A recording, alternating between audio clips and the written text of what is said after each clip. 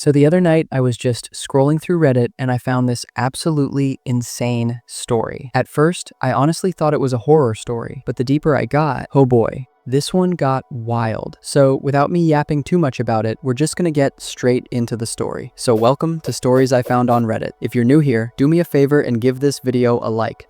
You know the algorithm loves it. All right, this story from the subreddit r/BestofRedditorUpdates, it reads like this. Just found out my ex-wife has been feeding my kids turpentine. I found this out, like I do most things about life with their mother, through the kids, male 7 and female 5. As communication has been pretty much non-existent between the ex and I since our split 6 years ago. Before anyone jumps to conclusions, no, I don't ever press my kids for information. I've worked very hard to establish an uninhibited, open, no topic is off limits type of relationship with my kids. Even though I've only got them every other weekend, I want them to feel comfortable enough to fully express themselves and speak their mind freely around me. This has led to several discoveries about certain aspects of their life that their mother has asked them not to reveal to me. Something I am very much against. I don't believe any child should have to hold secrets between their parents. It isn't their responsibility and is something I would never ask of them. That being said, they've come out with nuggets of wisdom such as, we shouldn't be drinking tap water because the government puts chemicals in there that makes us docile and obedient. Santa isn't real, but Jesus is, and the Bible is 100% fact. Controversial topic, I understand. And most recently, that the government says turpentine is poisonous, but it is actually good for you. What the hell do I do here?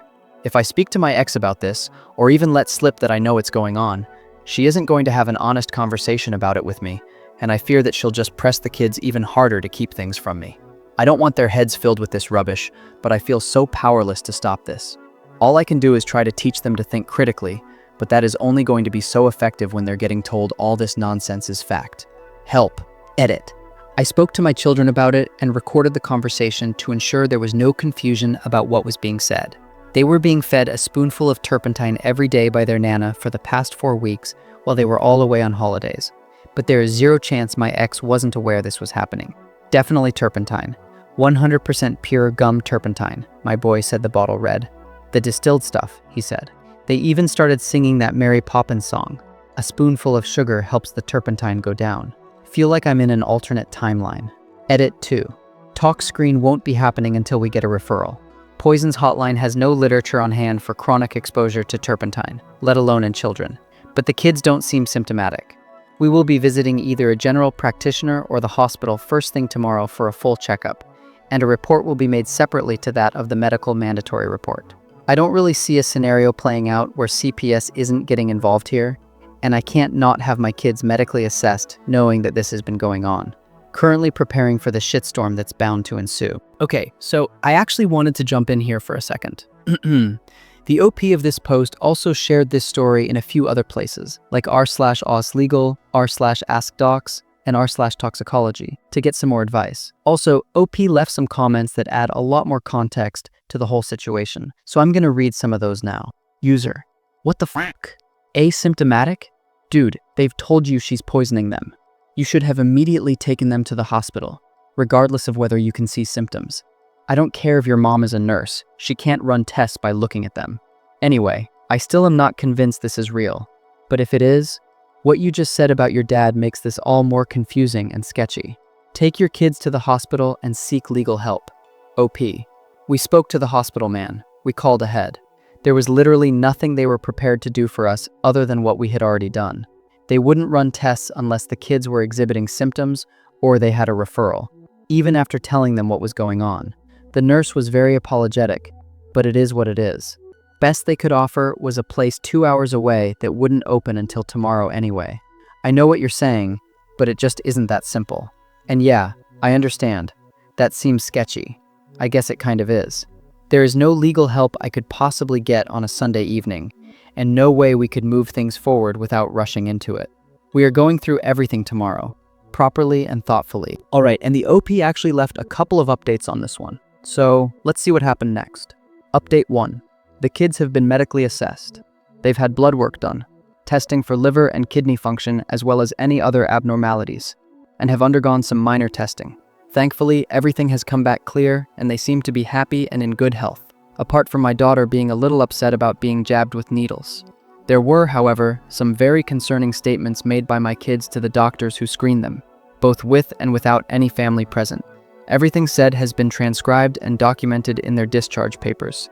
CPS has since been informed of the situation. The situation has been reported to the police, and a medical release statement has been filed with them. They told me they would remain in contact with CPS and wait for their lead. The kids are legally staying within the care of myself and my family until further notice from Child Services. At this point in time, I've had no contact with my ex since this all came about. I have a tip on a great family law legal representative whom I will contact in the very near future to discuss my steps moving forward, and about making a claim for primary custodial care.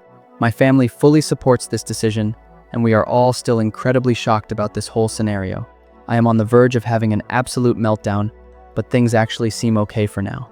My kids are safe. I couldn't be more grateful for how supportive my family and friends have been over the last couple of days. Thank you to everyone who gave me their advice and support. I appreciate every one of you. Please do not feed your children turpentine. Update 2. Just an update on things since everything went down, and maybe provide a little clarity on a few key details. Not that it's necessary to me that you believe my story, Reddit being what it is and all, but bear with me as I haven't really spoken about the topic with anyone outside of my partner in a very, very long time. There will be a few additional details that won't be mentioned for discretionary reasons and active actions currently in place. Not very brief, sorry. I'll start by stating that the kids have been in my full care since that first post and are very happy and healthy. The mother has placed the entirety of blame on the grandmother and remains steadfast in that stance to this very day. The month prior to my post, they spent camping as a family. The kids and their mom's immediate family. They spent that entire time in her care, and there's no way she wasn't privy to what was happening. Every goddamn day. The kids had a fucking song to sing about it, all substantiated in statements taken from them. So as a few have speculated, yes, this happened in regional Victoria, a couple hours from Melbourne. The hospital here could have taken the kids in for screening through ER, but they didn't have the facilities to actually test the blood work on site. The turnaround for a result, I was told, would have been a few days, possibly longer, as it had to get sent off. Alternatively, I could just wait until the following day to make the trip to the nearest facility that was capable of producing same-day results. We took that option. The kids were triaged the following day through ER, tested for organ functionality, blood work came back clean. They were privately spoken to and assessed by on-site well-being officers, or whatever their title, and CPS was contacted through the hospital and a case opened. Note: yes, we do call them child protection here, even though they operate under the DFFH banner, but so does Community Housing and Disability Support, in tangent with NDIS. So do with that information as you will. It's a broad department. We left with the medical reports, which included statements given by the children, and holy fuck, where they were being fed some wild facts about the world. That night, I made an informal statement at the local police station, stating what the situation was and the actions taken, just so they had it on record.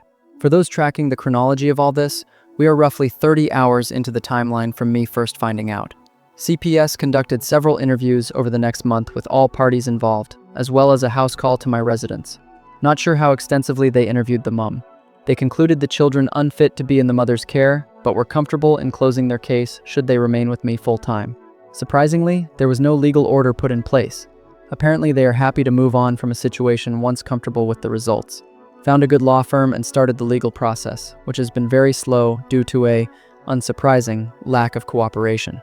Essentially, though, we have restricted the mother's access to supervised visitation and removed her parental right as a legal actor regarding medical decisions. She has only seen them a handful of times in the 2 years following, despite constant efforts to facilitate visitation. The kids have had therapy, and I've spent many hours talking to them over the last 2 years, helping them navigate their way through this. They'll have a lot of questions they'll expect answers for when they're older, I'm sure. Currently, we have managed to secure scheduled visitation with the mother through a professional contact center, which facilitates supervised visits. It has been a f***ing wild ride, but we are incredibly lucky and happy to have the strong family unit we currently do, including my partner and her daughter who have been next to us through most of this process. Please teach your kids it's safe to be honest and open with you. Wow. This story is wild. Seriously wild. I was genuinely scared reading the beginning of this. At first, it almost felt like it couldn't be true, some kind of made-up, bizarre horror story. But then you get to the updates, and the level of detail about CPS and the legal process, man, it just hits that this actually happened. I am so relieved that there's a happy ending here. But damn, turpentine? Seriously? What infuriates me is how useless the people whose literal job it is to protect children seem to be at the start. Oh, your mom's been poisoning them daily? Meh, no big deal, unless they're showing symptoms. What? This is what happens when someone gets their medical degree from TikTok. And yeah, people in the comments were talking about this thing, and I literally had to Google it up. And it's true, there's a long, strange history of turpentine being used as a folk medicine for all sorts of things, from parasites to wounds. But we have science now. We know better. We know it's toxic, can cause kidney damage, and can be fatal, especially for children. It's also incredibly frustrating to hear how slow the system can be. When you hear your kids are being poisoned, and the response is basically, well, are they showing symptoms? You just want to scream. But coming back to the story, the dad here is an absolute hero. The amount of calm and strategy it must have taken to not just go completely nuclear is incredible. He did everything right. I'm just so glad the kids are safe, healthy, and in his care now. Alright, keeping these stuffs aside, moving on to the next story. This one is from the subreddit r/AmITheAsshole. It reads, "Am I the asshole for calling off my wedding and telling my fiance to move back home with mommy? I'm not going to try and swing this in my favor here by leaving out details or sugarcoating anything. I was mean about it. He was crying. I've been with my fiance for 7 years, and we have been engaged for 3 years. We have gone ahead and tried to do a save the date 4 times now, and every single time his mom convinces him to postpone. It's always a, well, don't you think you have bigger things to worry about? Whether it be our living situation, we are renting and she thinks we should buy first because we aren't stable, or our money situation. This was her excuse after we loaned her $8,000 so she didn't lose her house. But we have plenty of money, as my husband's an RN and I'm a lawyer. It's just always something. We planned for a family gathering in my mom's backyard. She has 3 acres and a beautiful pond, and it's just perfect. And we are doing a potluck, so a very low-cost wedding. Plus, everyone we know lives within an hour of the location, so only giving a month or 2 notice is perfectly acceptable in our case. With all this said, his mom has 0 reason to try and sway us against it, but her newest argument is that we need to wait until our daughter is at least 3, so she can be our flower girl. She's 7 months old. Well, in December my husband and I talked, and we decided we wanted to get married in August. I told him, don't let your mom dictate it, and he said he wouldn't, and that he was tired of listening to her. Fair enough. But last weekend, my mother and his mother both came for dinner, and I was talking to my mom about what dress I wanted her to wear as the matron of honor. My husband's mom asked when we planned to tell her we had decided on a date, and my husband said, when we told everyone else. She just said, oh, and got quiet, and took leave maybe 20 minutes later. He had already made plans to go over to her house after dinner to help her with her cable box, so we left shortly after that to head over to her place while I drank some wine with my mom. When he got back, he was super quiet, but said he was just tired and went to bed. But last night, he said, at random, my mom kind of has a point. Maybe we should wait until we buy a house so our living situation is a bit more stable. She's not wrong in saying that it should be something we are worried about. I just went silent and didn't comment, because I was pissed off. But he kept making comments, like, it'll only be a couple of years, 5 at most. I just took my ring off and handed it to him and said I was no longer interested. He immediately started protesting and trying to put the ring back on my finger, and I wouldn't let him. I said I was no longer interested in marrying him, and maybe he should move back home with mommy because I know for a fact that that woman will make up another excuse the second we buy a house, and I'm really just so turned off at the thought of marrying him at this point because I have 0 business being with a man who has no backbone and would put our lives on hold in favor of a woman who still wants to scrub his back in the shower. As I said, I was mean about it. But to clear it up now, no, she has not said she wants to scrub his back in the shower, but she often talks about how she had to help him shower for months when he was 16 because he broke his leg, and as the story goes, he told her he didn't want help, and she forced it because she's f***ing weird. And it's even weirder that she still talks about it like it was a fond memory to see her 16-year-old naked. He's crying at this point, and I'm stupid calm. Maybe because I'm over it, and told him I wanted him to leave. Or I could leave. But those were the only options. He ended up leaving, sobbing the entire time. I do feel bad. I feel gutted. He means everything to me. But I can't do this anymore. Am I the asshole? His mom has been blowing up my phone with texts, trying to plead her case. And I just texted back and said, no, it's fine. You won. Now you can have your baby boy back full-time. And blocked her number. My friends think I'm wildly overreacting. Honestly, if you ask me, it's a tough situation to be in. It's complicated. I really feel for the OP here, man. 7 years is a long time, and you have a kid together. But I still think you both could manage and sort these things out together. I may be wrong here, but that's a lot of history to this. But ending it overnight based on one, admittedly huge fight? Nah, man, you could do better. You gotta think about the kid, you know? This is bigger than just a moment of anger. But don't get me wrong, the fiancé? Dude, he needs to grow up. Letting his mom postpone the wedding 4 times? Nah, that's not it. He's stuck between you and his mommy. And right now, mommy is winning. I suggest maybe just take some time. What if you guys just went to the courthouse, got it legally done, and then had the big party later when things are less chaotic? You know what I mean? He's definitely being a dick in this situation, but 7 years is worth a real conversation, right? Try to talk it out and just sort things out before just ending it abruptly. I really hope you guys can find a way to work through it. Stay strong. Okay. Moving forward to the last story of today, it reads, "Am I the asshole for refusing to delete my son's Roblox account even though my husband wants me to?" Nah, man. Hi Reddit. I F38 needs some perspective because my husband M40 thinks I'm in the wrong here. My son M10 plays Roblox for about an hour each night before bed. His day is packed: school, homework, sports, and some leisure time. The Roblox session is the one time he really gets to unwind, and he keeps it very controlled. He doesn't play for hours, doesn't skip homework or sports, and knows he has limits. I work from home, so I'm around him throughout the day. I know exactly what he's doing, I monitor his schedule, and I make sure he balances school, sports, study, and playtime. When he plays Roblox, I sit next to him and watch my TV show so I can supervise him while enjoying some downtime. The conflict comes from my husband. He is extremely concerned about predator activity on Roblox, the schlep situation and all, and that some countries have banned Roblox and ongoing lawsuits, and thinks our son should not be allowed to play at all. He argues that even with parental controls, the risks are too high. I refuse to delete the account because parental controls are enabled. I've restricted chat, friend requests, and purchases, making his account very safe. He's responsible with his time. It's only 1 hour, and it doesn't interfere with his school or activities. Supervised play. I sit right next to him while he plays and monitor everything. It's a way for him to relax. After a busy day, this is his only downtime. Every time I bring this up, my husband insists that any exposure to Roblox is too risky, even under parental supervision. I feel like I'm being reasonable, and deleting the account would punish him unnecessarily. So, am I the asshole for refusing to delete his Roblox account, even though my husband thinks I am? Update. So my husband actually read through a bunch of your comments. At first he was stubborn, but after seeing how many people said supervision plus limits are the key, he agreed we should at least try a middle ground instead of deleting everything. We decided to talk to our son about online dangers. Don't give out info, don't trust strangers, tell us if something weird happens. He nodded very seriously. Many comments suggested my son sit with him and understand the world, and honestly, my husband did try that. My son went, "See Dad, you grow a garden.